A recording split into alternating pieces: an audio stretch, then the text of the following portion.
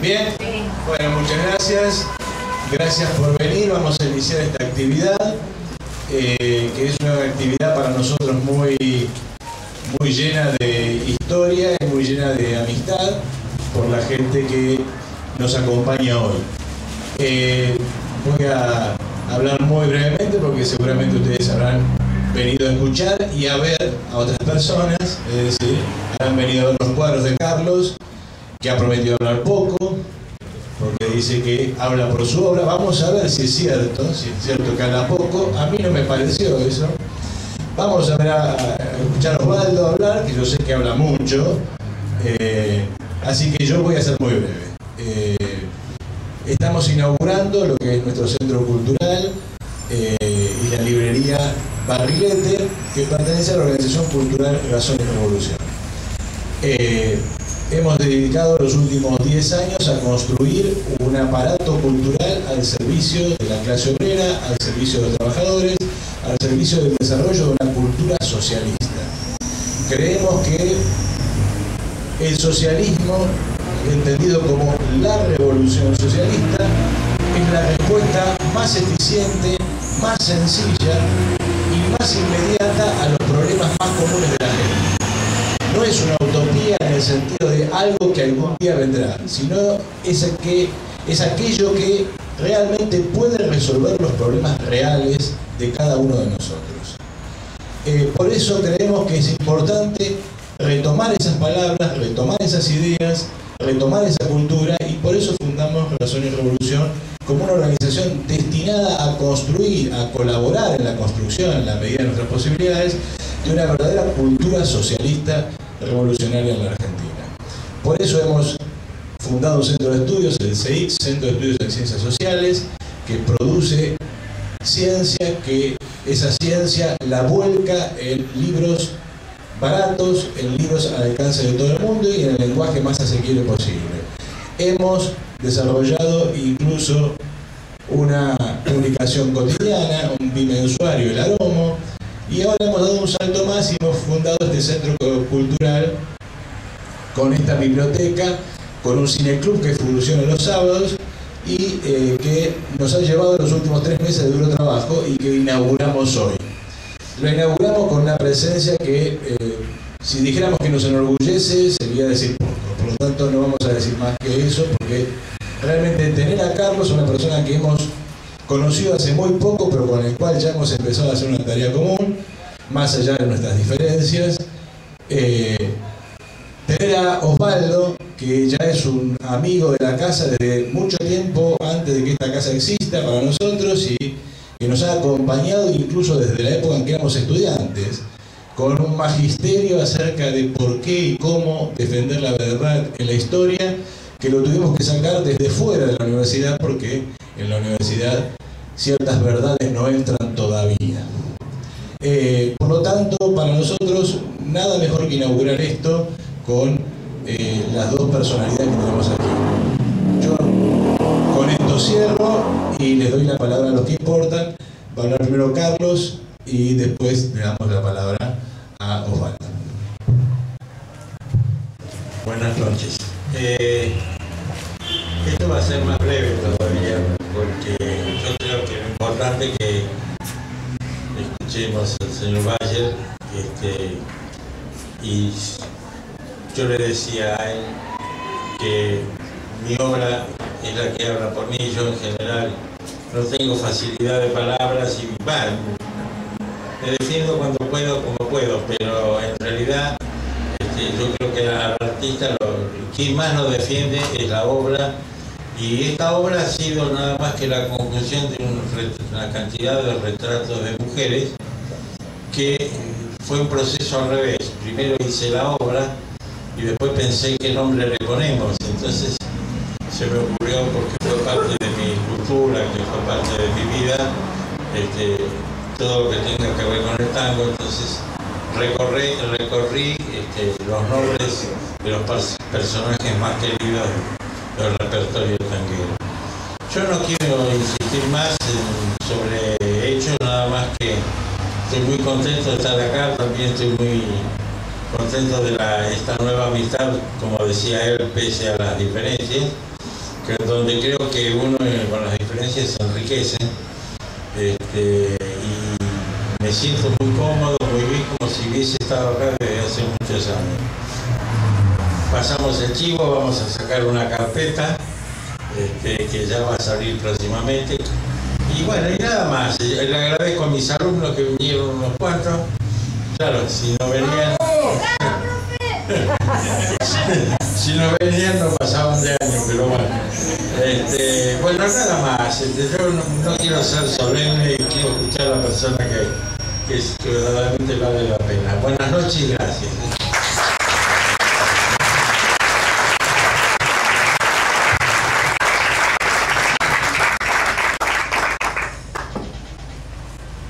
Bueno, les adelanto que, como me han dicho larguero, voy a hablar nada más que 2 horas y media.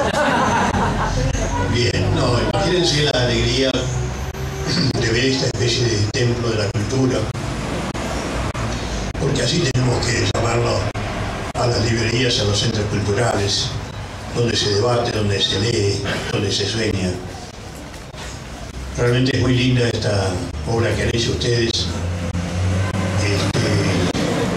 Y te prometo que, ya que hablando de nuestras diferencias, venir una vez y vamos a hacer un debate sobre nuestras diferencias. ¿Qué te parece?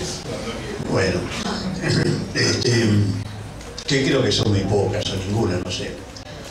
Pensamos lo mismo. Además esto, ¿no? Es decir, el ser humano no se da por vencido. Pese a las experiencias, pese a los reveses, pese a tantos queridos amigos muertos en la lucha, sin embargo, aquí lo vemos, ¿no? Una librería con los pensamientos de la revolución, con los pensamientos del socialismo, la palabra que no pierde valor, pese a las experiencias. Y si no, le voy a aprovechar a leerles algo de 1837 en la Argentina. Esteban Echeverría, el dogma socialista. Van a ver qué precisión en una frase. Bueno, porque muchos academicistas nos dicen que, por ejemplo,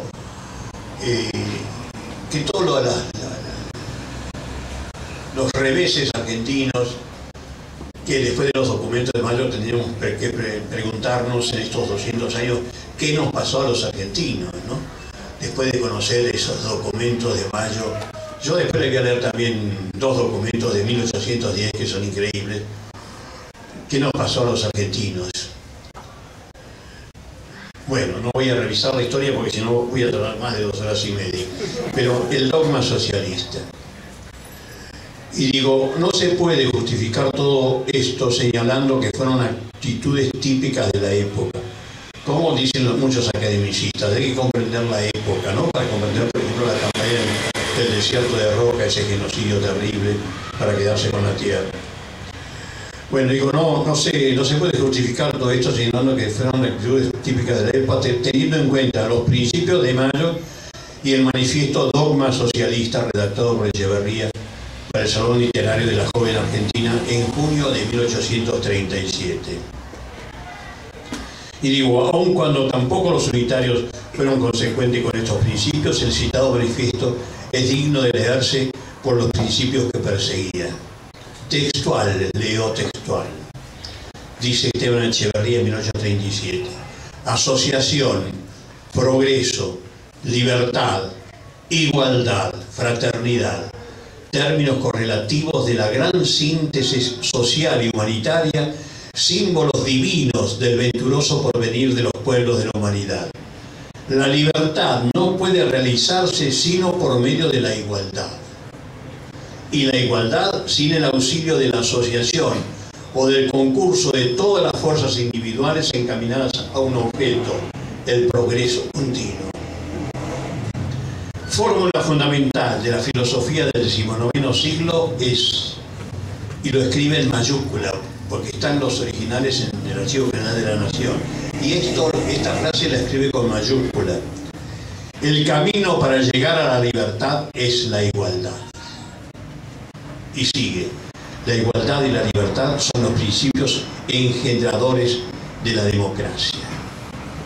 La democracia es por consiguiente el régimen que nos conviene y el único realizable entre nosotros.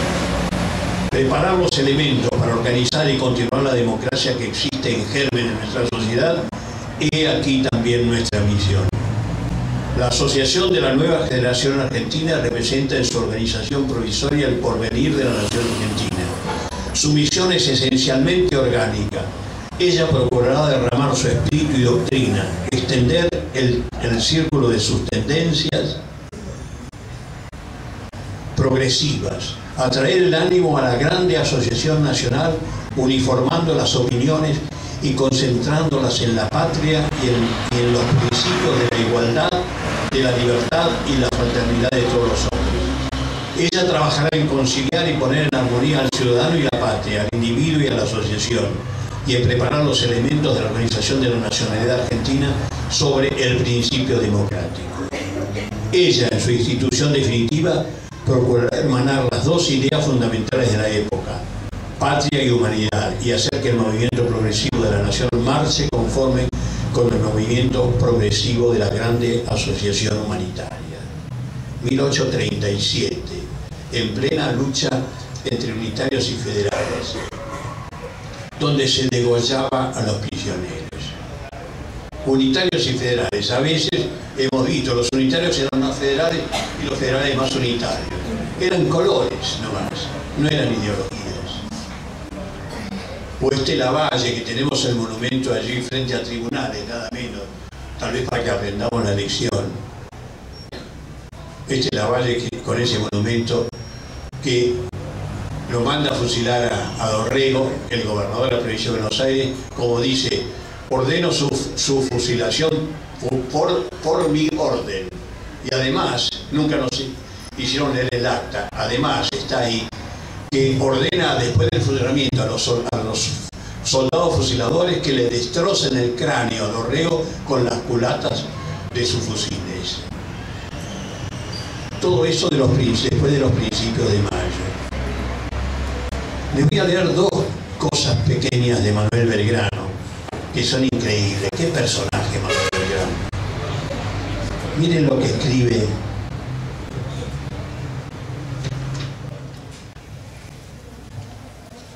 Las mujeres no me van a creer lo que voy a leer ahora. 1810.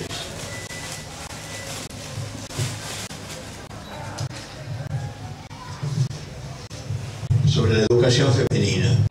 El 21 de julio de 1810, el vocal de la primera Junta, Manuel Belgrano, publicaba este artículo en el Correo de Comercio. Está en el Archivo General de la Nación. Se pregunta Belgrano, ¿pero cómo formar las buenas costumbres y generalizarlas con uniformidad?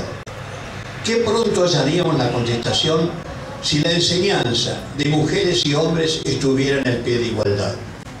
Mas por desgracia a la mujer, que debe estar dedicada a sembrar las primeras semillas, la tenemos condenado al imperio de las bagatelas y de la ignorancia. No había enseñanza para las mujeres, solamente a las chicas de familias bien, los padres contrataban a un profesor que iba a las casas para que ellas no salieran, no corrieran ningún peligro. Pero para la mujer no había educación. Y dice Manuel Belgrano, la naturaleza nos anuncia una mujer. Muy pronto va a ser madre y presentarnos con ciudadanos en quienes debe inspirar las primeras ideas. ¿Y qué ha de enseñarles si a ella nada le han enseñado? Nuestros lectores tal vez se fastidien que le hablemos tanto de escuelas y de mujeres, pero que se convenzan de que existen en un país nuevo. Un país nuevo. Eso es lo que querían esos hombres, no todos, porque había gente como Saavedra también, pero querían un país nuevo en ese mayo de 1810. Bueno.